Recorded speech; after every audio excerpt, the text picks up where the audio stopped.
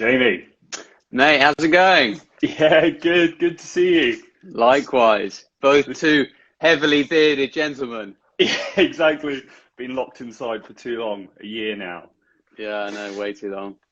Um, cool. This is all new to me, probably not new to you. You guys do a lot of this good stuff.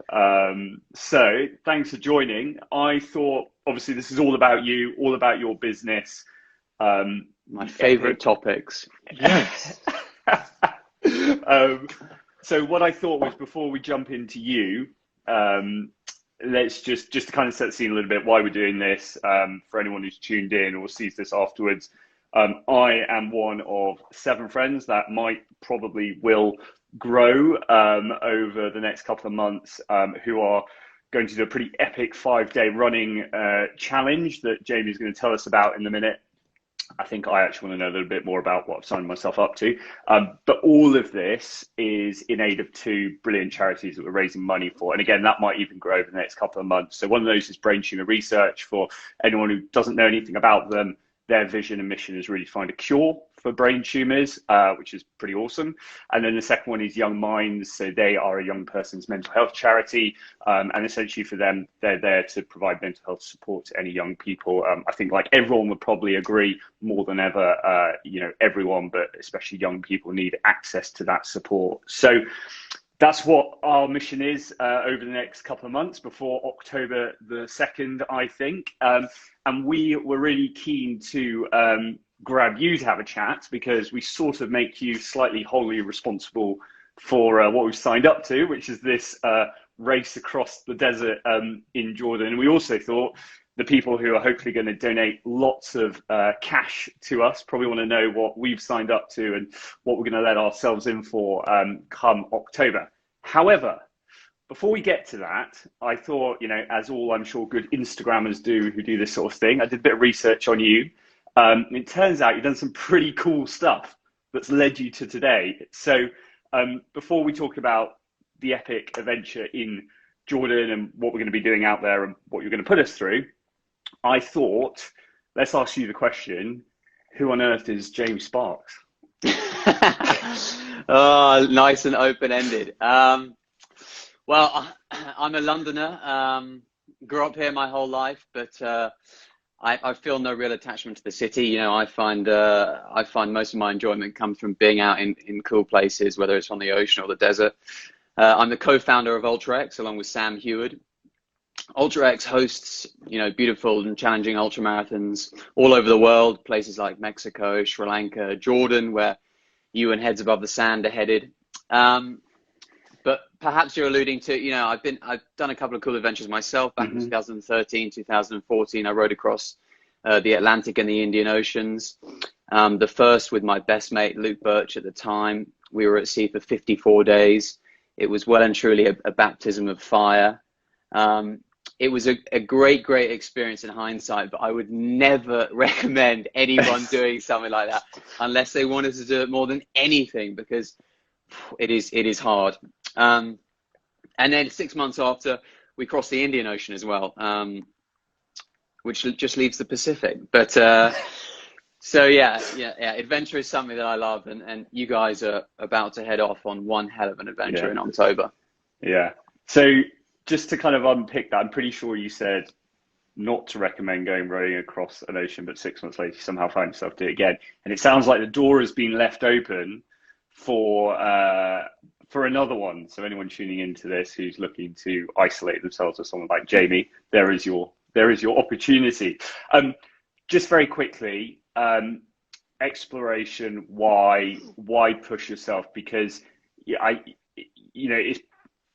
I'm sure there were a lot of, before you actually got there, lots of training, lots of planning, lots of opportunities to back out from it. But why ultimately did you say, look, I'm going to go and push myself through doing something like this? Yeah, it's a great question. I actually think the answers are pretty similar for almost every human being you could ask that's done something pushing the boundaries. I think we just want to experience more. And I definitely think that there's an element of normal life doesn't quite, fill the glass for these certain individuals. I wanted to challenge myself. I wanted to scare myself, because, you know, it's a big bad world out there. And we talk a lot about comfort zones in society, and it's very easy to get used to, you know, your little safe environment. It's only by scaring yourself and pushing yourself and pushing beyond that actually, you know, your comfort zone gets bigger, and suddenly things that scared you or caused you anxiety in normal life before fade away and just become, you know, minor areas of your life. You know, adventures, whether the ocean, in the desert, in the air, wherever, have left me with my best memories on earth. And, you know, I think the incredible feeling of fulfillment and pleasure and satisfaction that you get at the end of an adventure can only come through suffering through it. You know, it's the pain that gives way to the pleasure at the end. If it wasn't difficult, if it was easy, you wouldn't feel any sense of satisfaction. And, you know, for me, the Atlantic, it was the scariest thing I could possibly think of. You know, we've all seen The Perfect Storm with Mark Wahlberg and George Clooney. We've all seen those waves. And I thought, if I could do that, if I could somehow get across an ocean on a tiny 24-foot rowing boat, and I'm claustrophobic as well, and the little cabin that you have to live in, you know, for 12 hours a day is tiny, and I thought, that's my worst nightmare. But if I can do that, then surely I can do anything. And like all these things, once you sign up, once you make it public, you tell your mates, you tell your parents, you then kind of have to deliver. And then the momentum keeps going and building. And, you know, we were 19 or 20, Luke and I, at the time of conceiving the challenge. And he was the only person that I knew that I thought would be stupid and bold enough to say yes.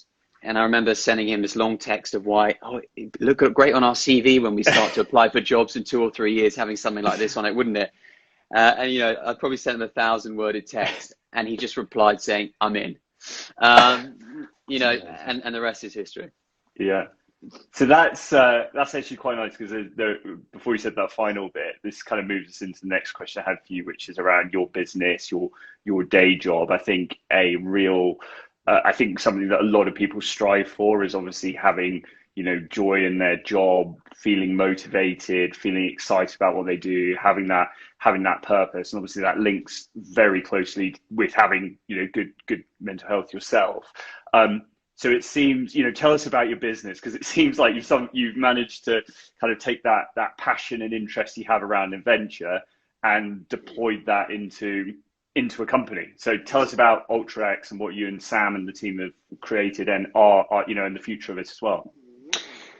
Yeah, well, you know, riding around the desert in a 4x4 with a radio is basically what I'd always dreamt of doing. And the fact that we've been able to transfer, you know, the things that we wanted to do in life into a business is I think extraordinary. You know, a mixture of maybe of luck and of maybe of skill. But I loved adventure, and I knew that I could never have a conventional job, which is ironic because we've done nothing but sat behind a desk for the last year. But so, you know, one thing led to another 5 years ago, and I found myself as the co-owner of this race in Jordan. I think the third time we'd ran it, and it was a tiny little race, a little operation, didn't make any money. Sam Hewitt, my now business partner and co-founder of UltraX, was one of the runners, and he was an amazing runner. And, you know, I'd be driving with, you know, my driver Mohammed over the sand dunes, watching Sam travel almost as fast as his vehicle. And we got on, and I found out that he was an accountant. And I'm a big believer of, you know, pairing up with people in life who have a completely differing skill set to your own. That way you cover so many bases. And Sam and I do that. I expressed interest in building Jordan into a larger race series, something like Ironman is for triathlon. Mm-hmm. Sam was keen. We worked for a year on the business plan, coming up with the dream, the forecasts, looking to raise money. We were lucky. We found, you know, a small pool of investors at the beginning to put in some seed money. We had a great first year. This was 2019. Who wasn't doing well in 2019? And then luckily we secured, a second round of funding at the beginning of 2020, which means that we haven't been under the same financial pressure as most businesses. But it's been a really tough year because we specialize in hosting adventures in amazing places, and we've just been we've just been cooped up, like we all have. So we're in a fortunate position. Once things start to open up in March and April, and hopefully soon thereafter around the rest of the world, we'll be back to doing what we love, which is helping people, achieve these amazing dreams. Yeah. And what's amazing about, Ultra X races is that people go through tremendous highs and lows. I mean, boy, it is going to be one hell of a roller coaster for your emotions. You'll set off in high spirits every day, heading off into the sunrise in somewhere that looks like a CGI film set. And then within, probably an hour and a half, when your blood sugar levels drop because your breakfast is gone, you'll be in hell. And that's where your teammates will be able to rise you back up again. And then seeing people cross the finish line 5 days later, it's a real, it's an honor being able to host these experiences. Yeah. So just, you're alluding there to the event that myself and the other guys have ended. Before we get there, I think I've obviously taken part in one of your events. I'm very careful to say race because I don't really think I was racing anyone. I think it was a 2-day event. It was 125k, although I managed to go the wrong way after about 2 miles in and put an extra 3 miles onto my race. But there we go. But it was, I think, for anyone who's looking to enter the world of even running, I would say it is. I was just impressed at how well planned it was. It wasn't that kind of dip during the last year during the pandemic, and just an amazing bunch of people. There's a lot of people who I met during the event who I've stayed in touch with, and it's not just chatting about running. It's all different areas of life and stuff. So I think for anyone who's looking for that sort of thing, I'd have a look at UltraX. They've got all these amazing races around the world that you can go. I think the next one's going to be UltraX Scotland, so that's up around Loch Ness. Am I correct? Exactly. Yeah, that's in May. Yeah. We've got the Azores in April, in late April, but soon after is Scotland in May. Yeah. So really, I was incredibly impressed. And I think what was nice is there was such a. I think I remember being in my tent on the first night and hearing this huge cheer at like 1 a.m. in the morning, where I think like the last person came over the finish line. I was thinking to myself, I wasn't obviously there when the first person came over the finish line, but I was sort of in the middle of the pack, and I think they had the biggest cheer out of everyone, and I think that says an awful lot about sort of the atmosphere you create around it and the people it attracts. So that's awesome stuff. So let's just move on to, so as I alluded to at the top of this, myself, 6 friends, we've signed up to do something in Jordan that involves a lot of running in sand for 5 days. And we're doing this to raise money for Young Minds Brain Tumor Research. Tell us about UltraX Jordan, like what it actually is on the skin of it, and then we can sort of get into probably the bits I don't want to hear about before I get there. UltraX Jordan is a 250-kilometer, 5-day ultra marathon through the desert of Wadi Rum, situated in southern Jordan, and it has got to be the most beautiful place on the planet. I mean, and this desert is steeped in history. Best known for T. Lawrence, the British Army officer in 1917, 1918, aka Lawrence of Arabia. He passed through there many times whilst battling the Turks, but it is such a beautiful, humbling place. The first time I ever saw Wadi Rum, I arrived in darkness, and we went to our little desert camp with my guides, and I remember waking up, sitting up, because we were sleeping out in the open, and just seeing this valley for the first time. And I promise it's something I will never, ever forget. It's the most incredibly awe-inspiring place. So the race passes through this incredible area. You'll land in Jordan on Saturday. On Sunday, we'll give you all the safety and health briefings, and then we'll drive you down King Hussein's highway down to the desert. Sunday, we'll take you into base camp. You'll do all your fine tuning, make sure your kit's ready. Monday, you'll set off for day 1 of 5. and you will run to different camps around the desert. And you'll have the opportunity just to, we have bivouacs where you sleep in, you and the other, 150 or so competitors. But if you want, you can just pull your mat out and sleep under the stars. You'll be eating dehydrated food for a week, which you rehydrate with hot water. And you'll just have this, amazingly like raw experience with 150 other awesome individuals from all different walks of life. If we do our job correctly, it will be something that stays with you forever. So let's talk about God, that's amazing. It's like spine tingling thinking about it all. So the race itself, let's get down to some, some mileage, some kilometers.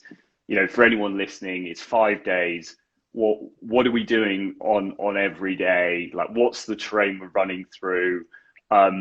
Is it, obvious question, how hot is it? How could you give someone who's, I've never been to a desert before, so what's it going to actually feel like? Yeah, so the temperature at night is really nice. It's probably 15 to 18 degrees. Right. So perfect sleeping temperature. We set you off quite early every morning, between 6 and 8 a.m., except for the long stage. And for the first 2 or 3 hours until the sun rises up, it will be nice. It'll be a nice temperature. Some of you even start with wind stoppers on, and you'll probably take the first 2 or 3 hours of the day to get as far into that stage as possible before it gets hot. And then the sun will come up over these incredible rock formations, and it will start to turn it, the heat will turn up. So by midday, you'll be cursing the sun. You'll be asking the volunteers at checkpoints, which is situated about every 10 kilometers, to pour water over you to cool you down. And there'll be a bit of a sufferfest, between 12 and 2 or 3 o'clock each day. On the long stage on Wednesday, we'll start you around 3 or 4 o'clock in the morning. So the first 4 hours of the day will be, pitch black, and we try and get it as close to a full moon. And it's funny because half of the competitors set off with head torches, and then the other half realized that actually by not having your head torch on and not having your night vision interfered with, and the stars and the moon, you can see way better. Yeah. And then the sun will come up and start battering you on Wednesday as well, and the long stage is 65. It could be up to a little bit past 70 kilometers because you're doing the 5th anniversary edition. So we're going to make the long stage that little bit further. Thank you. And yeah, and Wednesday, I promise, will take you to your very limits. Now, I'm fairly confident. I could be saying, this to someone that climbs mountains for a living, but it will take everyone to their limit at Wednesday because the heat, the combination of some soft sand, and just the distance will really take it out of you. But on Wednesday, you arrive into the most beautiful camp, which is it's basically a big open rock, and you have the most incredible views down the valley, and there are no tents that night. You just sleep out under the stars. And then 2 further days. So the 5 days, a mixture. I think the shortest distance is around 40K, just short of a marathon. The longest is around 65, 70. Checkpoints every 10 kilometers where we give you water, medical assistance if you like it. The other good thing about these races, or our races, which other organizations don't do, is that we have osteopaths and physios there as well. And these guys and girls, they are responsible for taping people up. I'm sure that we would have a lower success rate if we didn't have these incredible individuals there. People hobble in, almost in tears sometimes, and just 15 minutes on the osteo bed, rubbing their niggles out, taping them up. And it's incredible how much further they can do.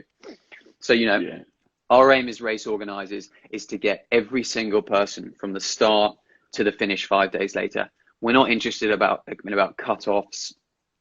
We're not interested about, pulling people out for silly reasons. We want all of you to achieve this. That is our aim. Yeah. No, that's amazing. When I was at your race in the Peak District last year, there was definitely some very nice person who kind of put me back together after day one and raised my spirits for those osteopaths. They're so busy. I promise you. As race organizers, we're probably up, 5 o'clock in the morning, and we probably 10 o'clock at night, but they stay up way later. We can still hear them away with their head torches speaking to these people, you know, at midnight at 1 a.m. as they're patching these people up for the next day. So what, just to kind of corner this off, because this is amazing. Slightly a bit more nervous now. So, what's the range of like time? Let's give everyone, and me in fact, like an idea of what does the quickest person do? What's like the average? And you know, someone who's probably coming at it for the first time. What's sort of your like the range that people are doing this in? Yeah, so all UltraX races, we have a huge range of ability, and that's just how we like it, because they're not races, as you've alluded to, they're just adventures. The fastest people, the professionals, people like Salameh Al-Akra, who has won the Marathon des Sables before, he will run the whole 250 kilometers, and he will run through deep sand like he's a hovercraft. He will it's incredible to see this guy just glide through these dunes. And you know, this is the sort of sand that you sink into. So forget the pros and the fast guys, you know, they will run the whole way. But I'd say the vast majority of people, probably 75%, will do a mixture of running and walking. Mm-hmm. And they might jog for 45 minutes, march for 15 minutes. And do that on the hour every hour. And then there'll be some people that want to just march the whole way. And that's absolutely fine. You know, their intention is not to run. They'll get their poles out immediately and they'll just, you know, walk fast for 15 hours. And that's absolutely fine as well.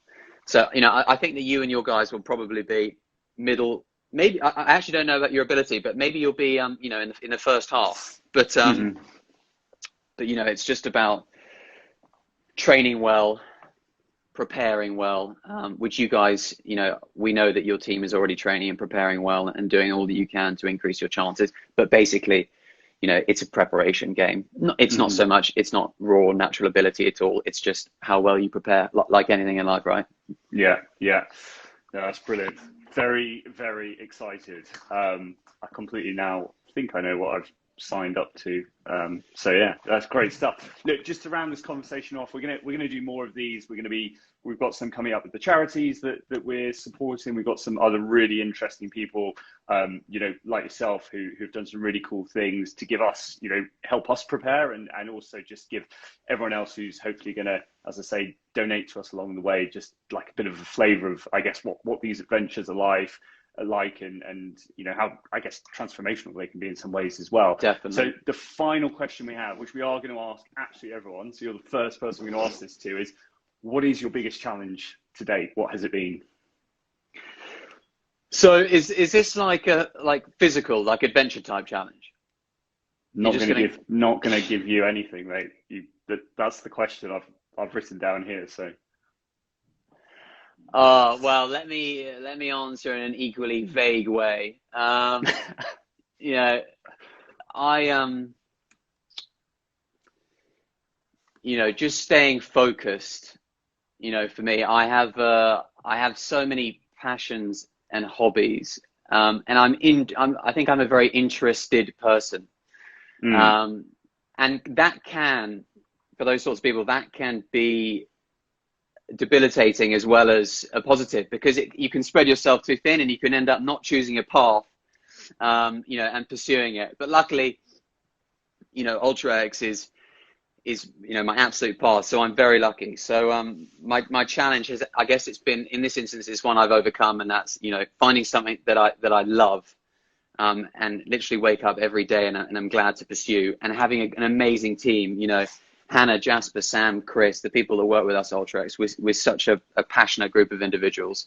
So I guess the biggest challenge now is for us to bring UltraX to more and more people over the next 2, 3, 4, 10 years, and just growing this business, and just seeing it fulfill its potential. Yeah, no, that's awesome. Great answer. So look, Jamie, thanks so much for making the time. Clearly, you've got a lot to be getting on with, so we really appreciate your valuable time, having a chat with us, you know, putting the event together for us to go out and hopefully test our own endurance and raise a bunch of cash as well. So for anyone who does want to donate any money, we've got a link as they always say, in the bio on our Instagram. I think that's the thing you say. And so, yeah, head over there. But also, yeah, we've linked in with Ultrex on there as well to take a look at what Joni and the team are doing. So, yeah, thank you very much. Thank you, mate. The next 8 months will fly. And before you know it, we'll be seeing you at base camp in the desert, ready to set you off. So use your time well. We can't wait to see you guys out there. We know you're going to do incredibly well. And best of luck with the fundraising for an awesome cause. Brilliant. Yeah, thanks, Jamie. Really appreciate it. All the best. See you. Cheers, buddy.